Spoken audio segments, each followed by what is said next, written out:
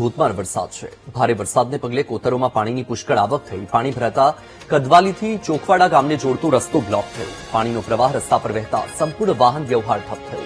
સુરત જિલ્લાનું મિની ચેરાપુંજી તરીકે ઓળખાય છે ઉમરપાડા તાલુકો। સુરત જિલ્લામાં સૌથી વધુ ઉમરપાડા તાલુકામાં વરસાદ પડે છે। તો આ દ્રશ્ય તમારા ટીવી સ્ક્રીન પર સુરત જિલ્લાનું મિની ચેરાપુંજી તરીકે ઓળખાતું ઉમરપાડા કે જે એક તરફ સુરતનું છેવાડાનું ગામ અને હાલમાં ત્યાં વરસાદી વાતાવરણ છે અને ભારે વરસાદ છે। દ્રશ્યમાં તમે જોઈ શકો છો કે ઉમરપાડા તાલુકાના જંગલ વિસ્તારમાં ધોધમાર વરસાદના કારણે સતત નવા નીરની આવક ચાલુ છે। ત્યારે ત્યાંથી પસાર થતી જે નદી છે એ નદી પણ હાલમાં બે કાંઠે વહી રહી છે। ભારે વરસાદને પગલે કોતરોમાં પાણીની પુષ્કળ આવક થઈ છે। વધુ માહિતી મેળવીશું સંવાદદાતા નિર્મલ પટેલ છે ફોનલાઈન પર। નિર્મલ, ઉમરપાડામાં ભારે વરસાદ છે, અત્યારે વર્તમાન પરિસ્થિતિ શું?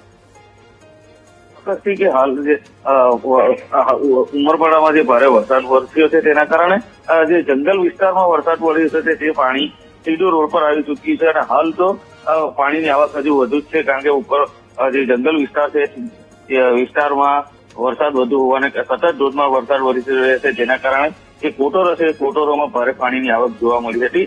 કડવાલીથી ચોકવાડા ગામમાંથી મુખ્ય માર્ગ છે પણ પાણીમાં ગરકાવ થઈ જતા વાહન વ્યવહાર સંપૂર્ણપણે બંધ થઈ ગયો હતો। રસ્તા પર ભારે પ્રવાહ સાથે પાણી વહેતું હોવાથી જે વાહન ચાલકો છે તેઓને પણ ભલે મુશ્કેલીઓનો સામનો કરવો પડી રહ્યો છે અને તંત્ર દ્વારા પણ લોકોને સાવચેતીની અપીલ કરવામાં આવી છે કે કામ વગર બહાર નીકળવો નહીં।